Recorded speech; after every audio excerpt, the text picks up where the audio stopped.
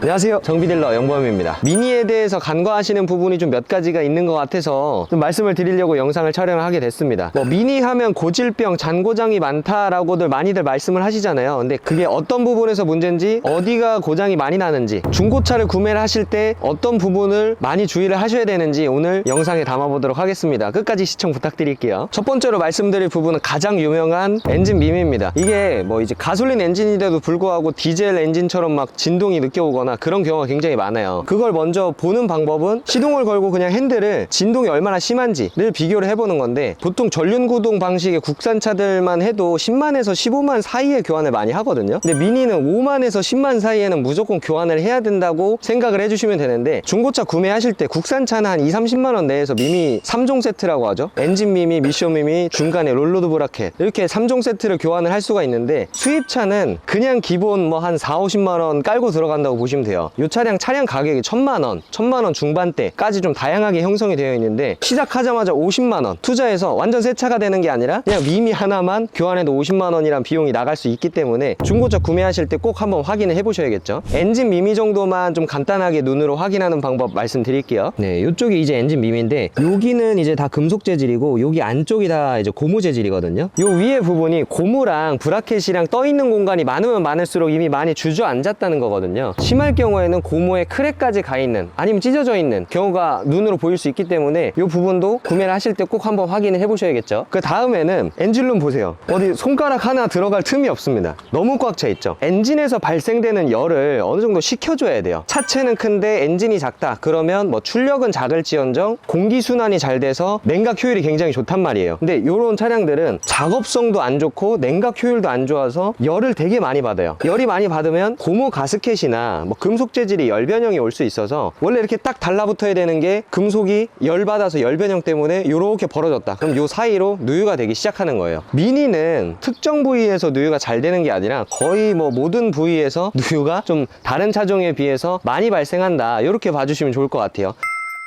이렇게 보시면 미니 키가 굉장히 귀엽죠. 이게 미니 차주분들의 필수템이거든요.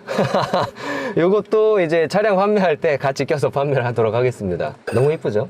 지금 이 차량 지금 시운전 했을 때 문제가 하나 있는데, 이게 좀 핸들 꺾으면서 나갈 때 좀 그륵그륵그륵 좀 드륵드륵드륵 하는 좀 뭐가 걸리는 소음이 나서, 요거는 이따가 리프트 띄워가지고 한번 육안상으로 점검하는 김에 같이 한번 점검을 해보도록 할게요. 그리고 지금 육안상으로 점검이 좀 가능한 부분은 아니지만, 이제 미니에서 가이드 고무라고 스템실이라고 하죠. 이게 열 받고 오랜 시간이 지나고 엔진 오일에 뿌르면서 딱딱해지면서 이제 제 역할을 못 해주는 경우가 많거든요. 이 부분에서 문제가 될 경우에 이제 가솔린 엔진에서 가장 심각하다는 엔진 오일 감소 문제가 일어날 수 있어서, 겨울에 머플러에서 흰색 수증기가 막 나오는 차량들이 있잖아요. 겨울에는 어느 정도 온도차로 인해서 나오는 건 정상이지만, 여름에도 나오고 겨울에 무슨 소독차처럼 막 뽑아내는 차량들이 있잖아요. 그런 차량들은 아무래도 지금 현재 엔진 오일 감소가 이루어지고 있다는 증거이기 때문에, 차량을 보실 때 공회전을 시켜놓고 뒤에 머플러에서 흰색 연기가 많이 나오진 않는지, 이런 부분도 확인을 해보고, 그냥 일반적인 연소돼서 타는 냄새 이런 게 아니라 기름이 막 타는 그 꾸덕꾸덕한 쾌쾌한 냄새가 많이 난다면 엔진 오일 감소가 있을 수 있다 라고 볼 수 있어서, 이 부분도 구매를 하실 때 꼭 점검을 해주시는 게 좋고요. 가이드 고무는 정비사가 하나하나 이제 이태리 장인이 바느질하듯이 그렇게 작업을 해야 돼서 공인비가 굉장히 많이 들어요. 그리고 가이드 고무로 교환을 한다고 하더라도 그게 100%의 원인이라고 단정하기는 어려워서, 엔진 오일 감소 문제를 수리를 할 경우에 얼마가 나올지 대체 그 누구도 짐작을 할 수가 없는 거죠. 그래서 최소 비용으로 100만원,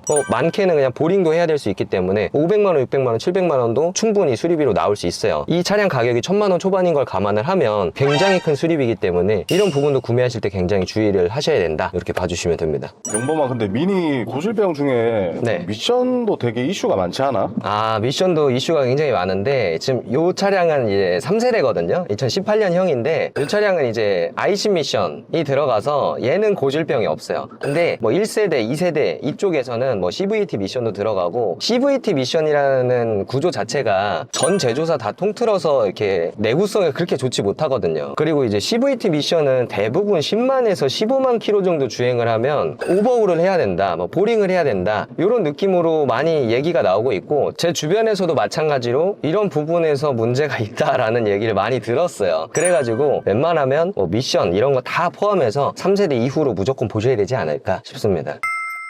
일단 이렇게 미니 리프트를 한번 띄워봤는데요. 아까 제가 시운전하면서 두르륵 소리가 난다고 했잖아요.